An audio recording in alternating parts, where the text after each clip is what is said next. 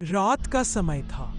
काली घटाएं आसमान को ढके हुए थी और तेज हवा पेड़ों को इस तरह हिला रही थी जैसे कोई फुसफुसाकर डराने की कोशिश कर रहा हो। इसी घने और डरावने जंगल में आरव और सिया रास्ता भूलकर फंस गए थे। दोनों अपने दोस्तों के साथ घूमने आए थे, लेकिन अलग रास्ता पकड़ने की वजह से वे जंगल के बीचों बीच पहुंच गए। चारों ओर सन्नाटा, बस कभी कभी किसी जानवर की आवाज गूंज जाती, जिससे सिया का हाथ और कसकर आरव की कलाई पकड़ लेता। हिम्मत रखो सिया, किसी रास्ते की तलाश करनी होगी, आरव ने धीमी लेकिन मजबूत आवाज में कहा। जंगल में चलना आसान नहीं था। हर कदम पर कोई कांटा, कोई जड़ या कोई अजीब सी आवाज। एक बार तो ऐसा लगा कि झाड़ियों के पीछे से किसी की लाल आंखें उन्हें देख रही हैं। वे दोनों डर गए, लेकिन रुके नहीं।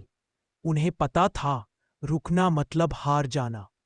कुछ दूरी आगे बढ़ने के बाद उन्हें एक टूटा फूटा पुराना लकड़ी का पुल मिला, जो एक गहरी खाई के ऊपर बना था। सिया ने डरी हुई आवाज में कहा, आरव, यह पुल तो कभी भी गिर सकता है। आरव ने फिर भी हिम्मत रखी। अगर इसे पार नहीं किया तो बाहर निकलना मुश्किल हो जाएगा। धड़कनों को काबू करते हुए दोनों एक एक कदम बढ़ाते गए। नीचे से ठंडी हवा उठती और पुल को हिलाती, पर आखिरकार दोनों सुरक्षित पार उतर गए। अब जंगल थोड़ा खुला दिखाई देने लगा, पर मुश्किलें खत्म नहीं हुई थीं। अचानक तेज बारिश शुरू हो गई, बिजली चमकी और दूर एक पुराना गुफानुमा रास्ता दिखा। दोनों वहीं जाकर छिप गए। अंदर अंधेरा था लेकिन सुरक्षित। गुफा में उन्हें पत्थरों पर उकेरा हुआ एक पुराना नक्शा मिला। नक्शे में बाहर निकलने की दिशा बनाई हुई थी। यही उनकी आखिरी उम्मीद थी। लगता है कोई शिकारी या जंगल का रखवाला इसे यहाँ छोड़ गया होगा, सिया बोली। नक्शे की मदद से वे सुबह होते ही फिर चल पड़े। अब वे सही दिशा में बढ़ रहे थे। डर तो अभी भी था, पर उम्मीद उससे बड़ा था।